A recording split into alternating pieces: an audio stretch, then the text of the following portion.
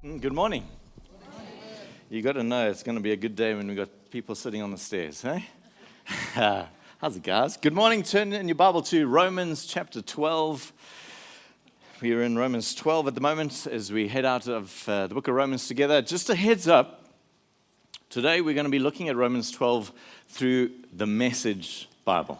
I know, I've heard all the speeches this week that the Message is not a Bible, it's a commentary. I've heard that it's a paraphrase. I know there are many here, you're going like, give me the ESV or I die. And I also know that Rory only ever preaches out of the NIV 1984 version. But you're going to be okay. You're going to be okay as we look at Romans 12 through the Message, because this morning what I want to do, more than preach, I want to present a picture to you. And that, I think, is what Eugene Peterson does through his translation in this chapter specifically, because this is what he goes after when it comes to his ministry. Eugene Peterson, if you don't know him, was a phenomenal pastor, an incredible theologian. And he said this is how he sort of aimed his life at. He says, everything in the gospel is livable. And my pastoral task is to get it lived. It's not enough that I simply announce the gospel, explain it, or whip up enthusiasm for it. I want it lived. And this is exactly what Paul's going after in Romans 12.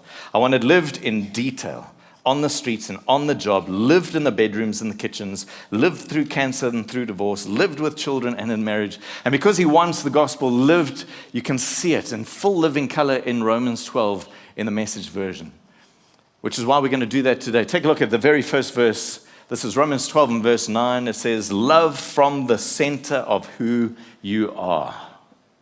Don't fake it. Run for dear life from evil. Hold on for dear life to good. Be good friends who love deeply. Outdo one another in showing honor. Don't burn out. Keep yourself fueled and aflame. Be alert servants of the master, cheerfully expectant. Don't quit in hard times. Pray all the more. Help needy Christians. Be inventive in hospitality, Werner. Bless your enemies. No cursing under your breath, even if it's a taxi.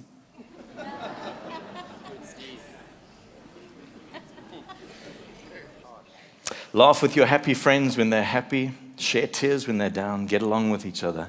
Don't be stuck up. Make friends with nobodies. Don't be the great somebody. Don't hit back. Discover beauty in everyone. If you've got it in you, get along with everybody. Don't insist on getting even. That's not for you to do. I'll do the judging, says God. I'll take care of it. But our scriptures tell us that if you see your enemy hungry, go buy that person lunch. Or if he's thirsty, get him a drink. Your generosity will surprise him with goodness. Don't let evil get the best of you. Get the best of evil by doing good. Now, there's a lot in there. We can do an entire series on each verse. But before we jump into that, just some groundwork, some context, so you can understand the weightiness of what Paul is getting after here in Romans chapter 12.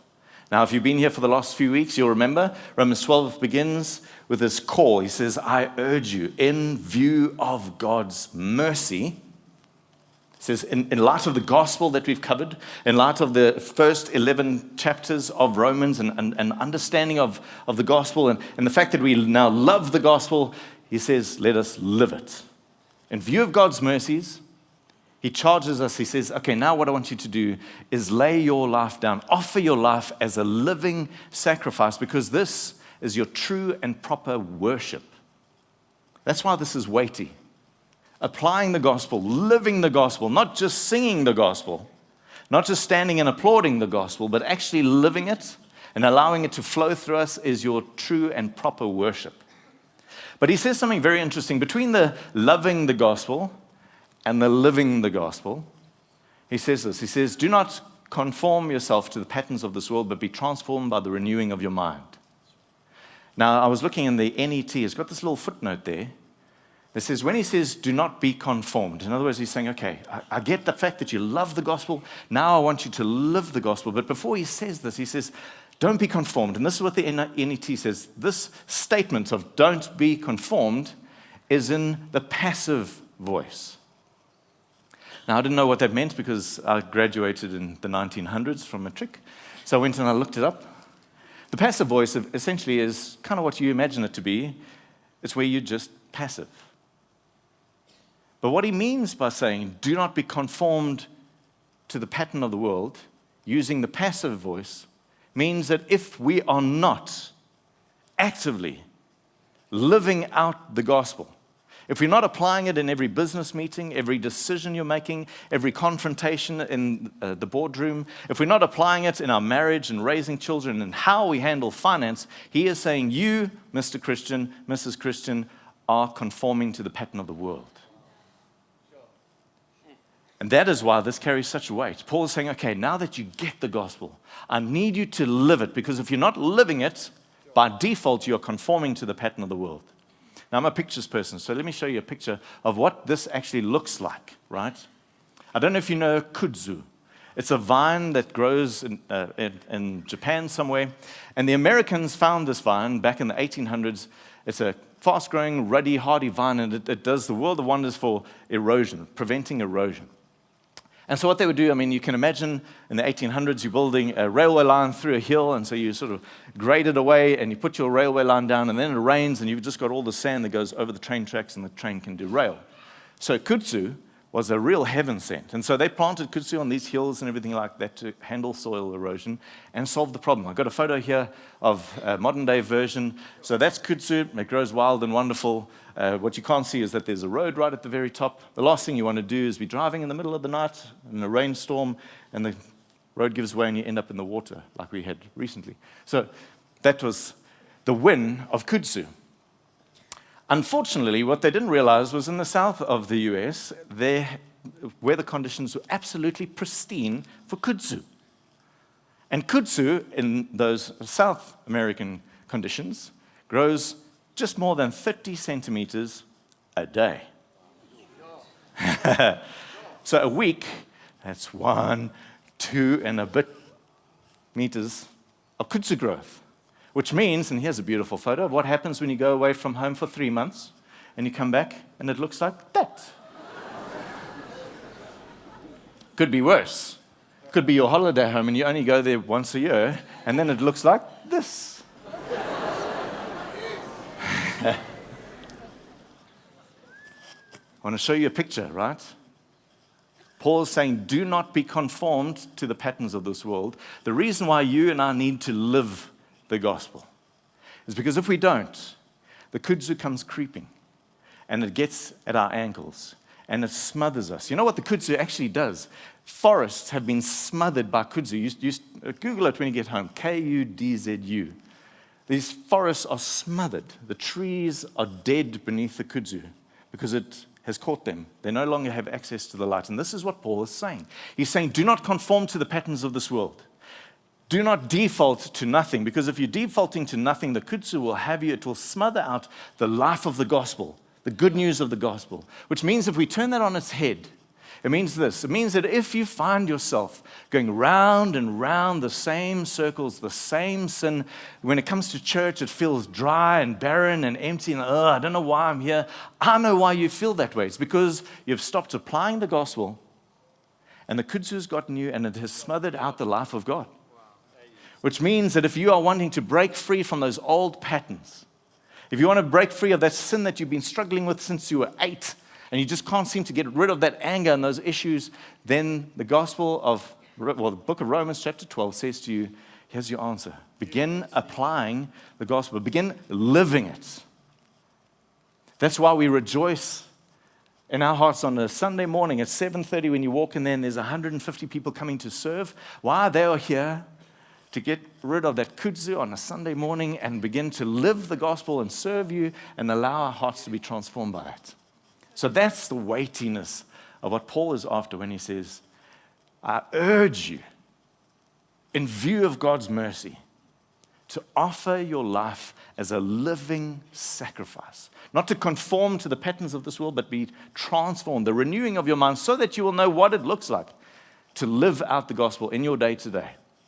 And so with that in mind, the weightiness of that in mind, let's take a look at the wonder of what it means to live the gospel. Just some nuggets out of the Message translation. Verse 9 begins by saying, love from the center of who you are. Love from the center of who you are. Don't fake it. Run for dear life from evil. Hold on for dear life to good. Be good friends who love deeply and outdo one another in showing honor. That's straight out of the ESV. Love from the center of who you are.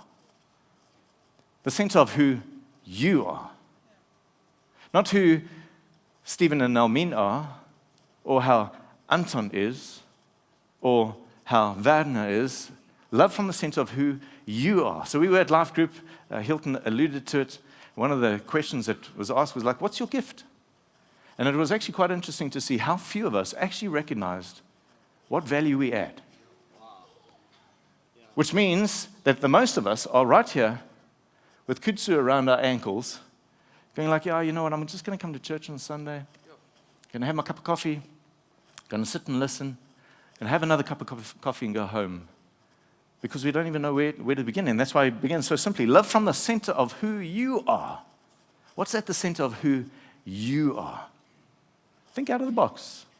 I heard there's a church in the UK called King's Cross, and I heard what they've started doing is I'm sure you've heard of a soup kitchen. They've started warm kitchens.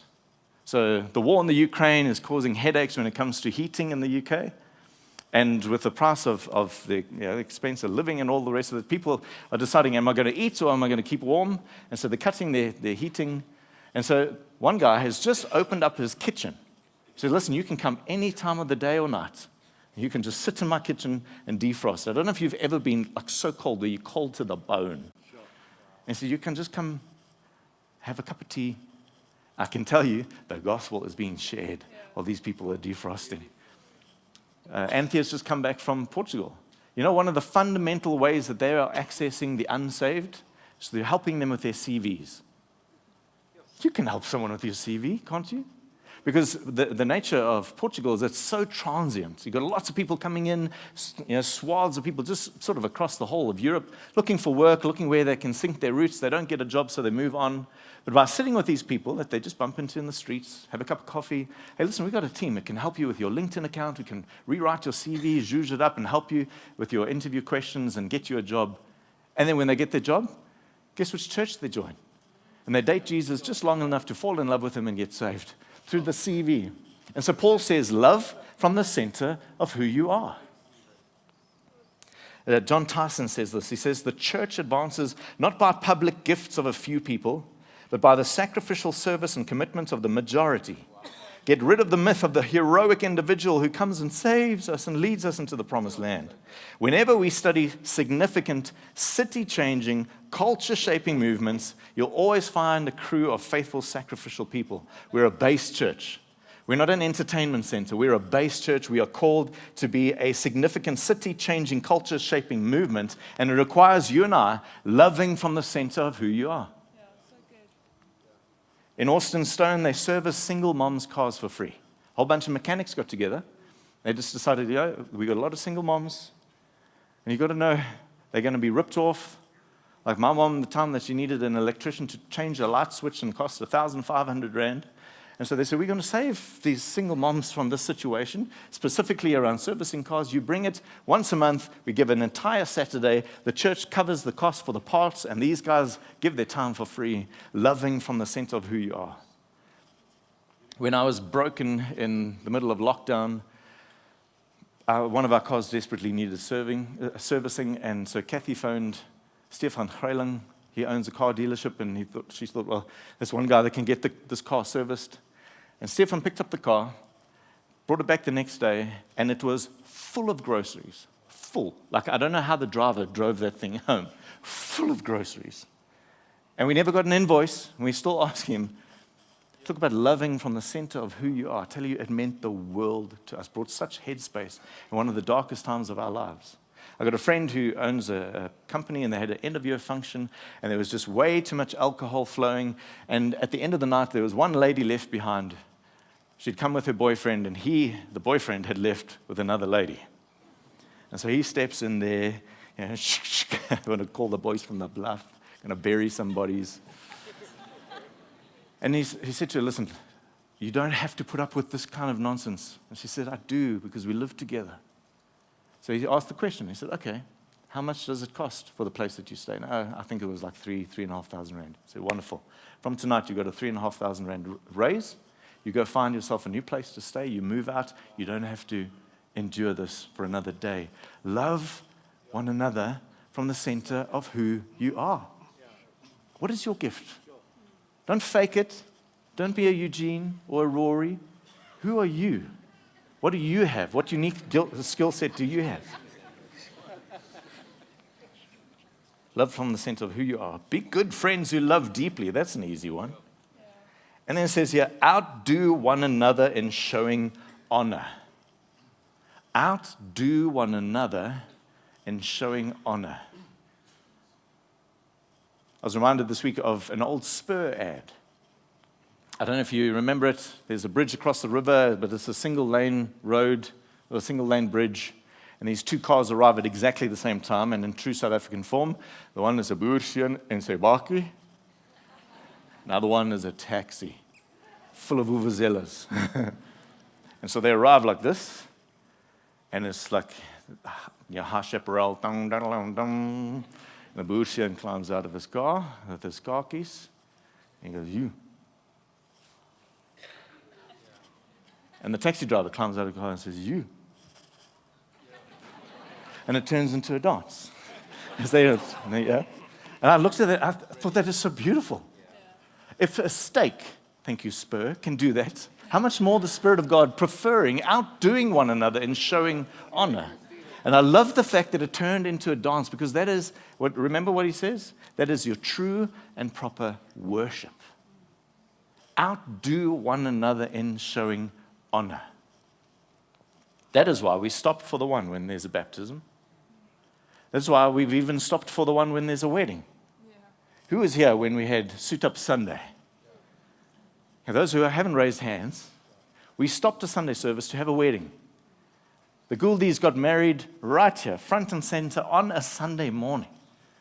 Yeah, but isn't the house of the Lord a time when we honor the word But it's also when we honor the word by outdoing one another and showing honor.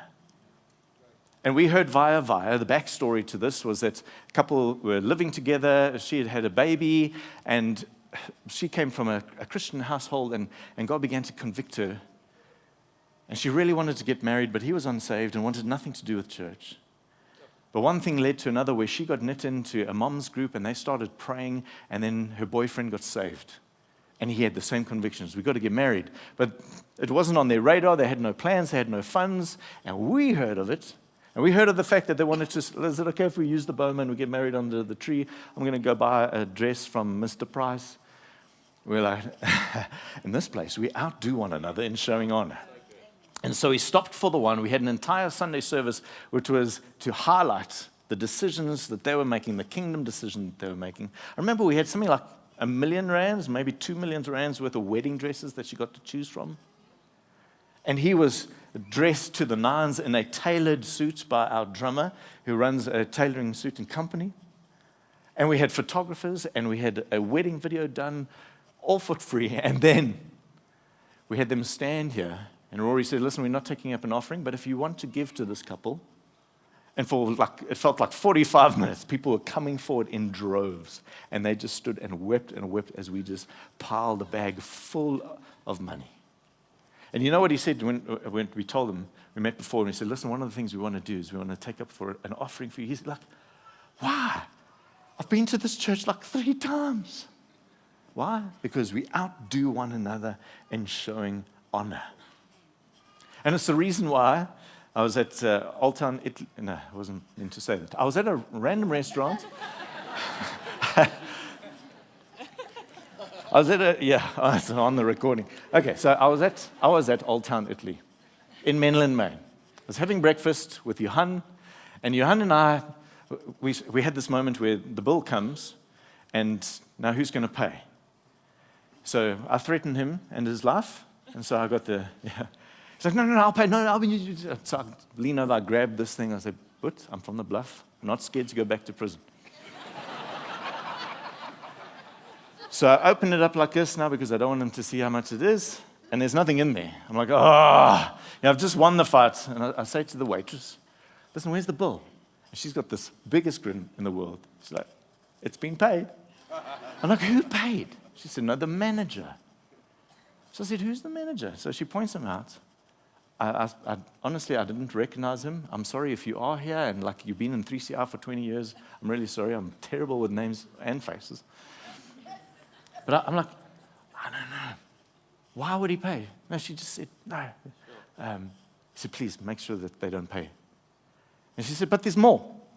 She said, I'm walking now with this empty thing going like, I'm going to, pull a fast one on them and then tell them. And someone else comes and says, hey, listen, is that for that table over there? Can I pay the bill? She's like, who are you people? You must be like properly famous. Like, are you on 7 Alarm or something? Yeah. Johan, not me. And I'm like, no. We just know what it's like to outdo one another in showing honor. Outdo. You know what? You know how you know you're being outdone? Is when you are dying inside. You're cringing. Because, no, please, you don't have to. And it's just honor and honor and honor. Outdo one another in showing honor. Verse 11, don't burn out. Keep yourselves fueled and aflame. Be alert servants of the master, cheerfully expectant. Don't quit in hard times. Pray all the more. Help needy Christians and be inventive in hospitality. I love I think the NIV says pursue hospitality, but I love that phrase. Be inventive in hospitality. So my life group leader was saying on Tuesday he loves stats. So Blanche, here's some stats, bud. Did you know those who don't knit into a life group are likely to leave the church within 5 years? Notice it's a capital C. Not leave 3CR, leave the church, those who don't knit in. You want to know why we highlight it, why Hilton made a fuss of life groups? Because those who don't knit into a life group are likely to leave the church within 5 years. In fact, someone in a small group is 5 times more likely to still be connected to the body of Christ than someone who's not. 5 times. It's not a 50-50, 5 times more likely. Largely because family happens, development happens, care happens in small groups. Faith without connection is fragile. Be inventive in showing hospitality. Be inventive. You know why? Because the world does not know hospitality. Another stat. Blanche, the US university studied 32 families. They managed to get permission to film 4 years of their comings and goings at home. 4 years. That's like thousands of hours. And the end result, they said were stunned by the disconnectedness of family. They said only one family consistently spent time together. One family. And not a high bar. We're talking eating meals together or sitting in the lounge watching TV. Only 1 out of 32. But 5 of the 32 were never in the same room at one time together. Over 4 years, thousands of hours worth of recording, and they couldn't find one occasion when 5 families were together in one room. And so the Bible simply says, be inventive with hospitality, because the world doesn't know what to do with it. When you welcome them in, when you love on them, when you care for them, it just cannot compute. Christine Paul says, the character of our shared life has the power to draw people into the kingdom of God or push them away from it. If we are not being inventive and showing hospitality, we're pushing them away because we are becoming complacent. We're living just like the world. How we live together is the most persuasive sermon we'll ever get to preach. Verse 14, bless your enemies, no cursing under your breath. Laugh with your happy friends when they're happy. Share tears when they're down. Get along with each other. Don't be stuck up.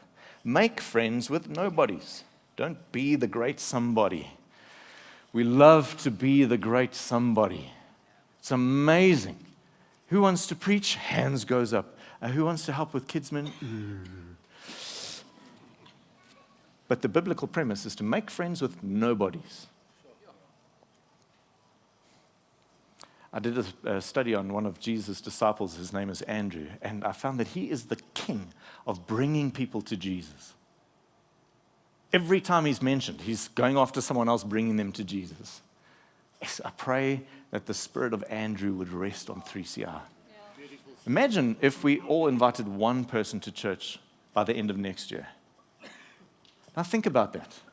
That is a radical thought, which should be shocking in and of itself. But let's not think of when last I brought a new person to church. But it's saying there, make friends with nobodies. Make friends with nobodies. I want to talk to manly men. Where are my manly men? Daai rooi baard, olie, and valleys. You know, those oaks that can only just fit into their wife's t-shirts. Those manly men. And hypothetically have an AK-47 tattooed on the sides of the head. Those manly men with the corner offices and a killer smile and all those letters behind your name. Manly men are twice as likely to have an alcohol or substance abuse-related incident. Manly men are 3 times more likely to struggle with mental illness. And manly men are 4 times more likely to commit suicide. Because what looks like the pristine symbol of manhood is just a nobody dying to be known.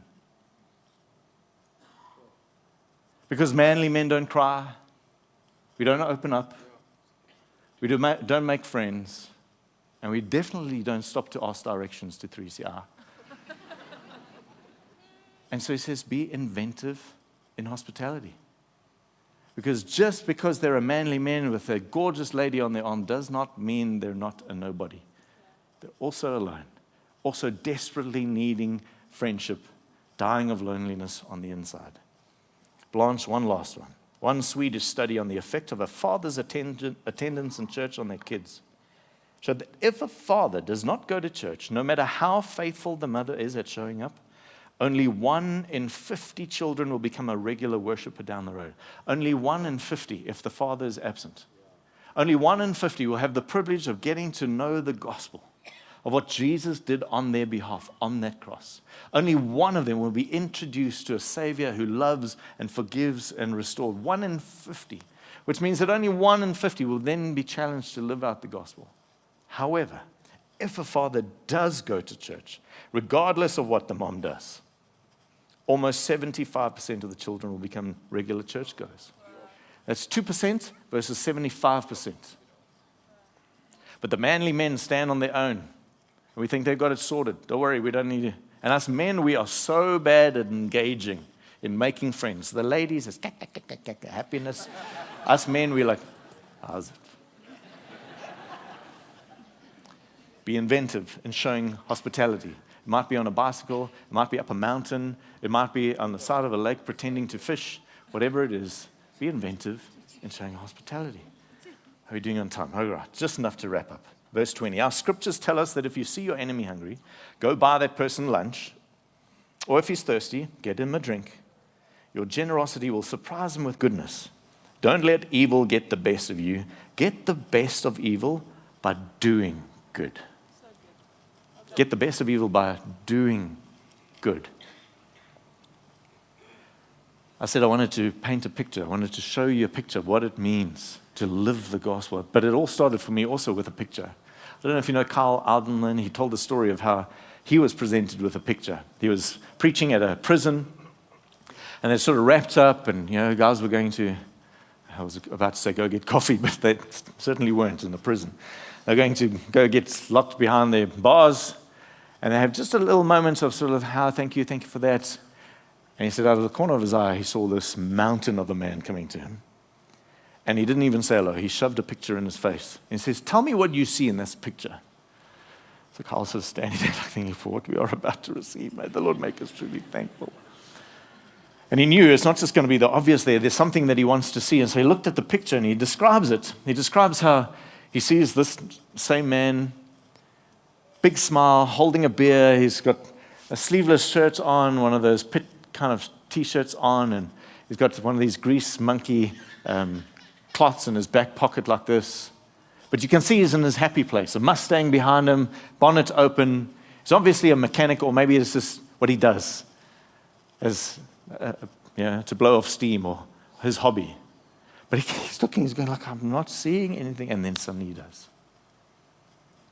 A little bit blurry, but in the background, he sees a church.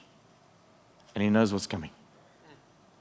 So he hands his picture back. He says, I'm so sorry. He said, I see you lived across the street from a church. How is it that you ended up in prison? Man said, well, how is it that not one person crossed the road? He said, I lived there for 7 years. And in those 7 years, the pastor didn't greet me. The people who walked up and down the street in their Sunday best didn't say hello, didn't even look in my direction. So the only time I ever heard from the church was when they put a letter in my postbox saying, please will you mow the lawn? Because it's a little disturbing for our visitors to walk down the street that's a little unkept. And it was in that house, 7 years later, that in a drunken rage, he killed a man, and he was basically serving out a life sentence in prison. And then he asked Kyle, he said, don't you think my life would be a little bit different if one person decided to cross the street? If I heard about Jesus on the outside rather than on the inside? How different would his life have been if he had just had one person cross the street? And so Paul says, I urge you, in light of the mercies of God, in light of the gospel that we carry, let us live it.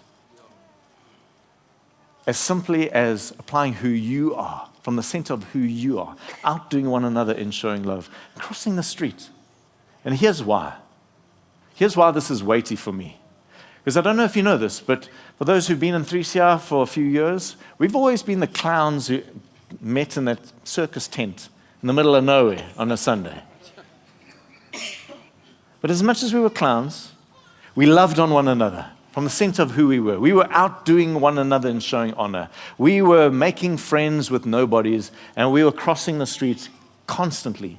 But now, we're in a fancy building. Our neighbors call us a mega church. We've arrived. We have our seat and our circle of friends. And we're in danger of slowly but surely having the life of God throttled out by the kudzu, if we are not constantly and intentionally living out this gospel. No longer making friends with nobodies, no longer outdoing one another and showing honor, no longer preferring one another and praying for one another and pursuing one another, no longer opening our homes, and no longer wanting to be a life group leader because, they spill on my carpet and they drink all my coffee. We're in danger.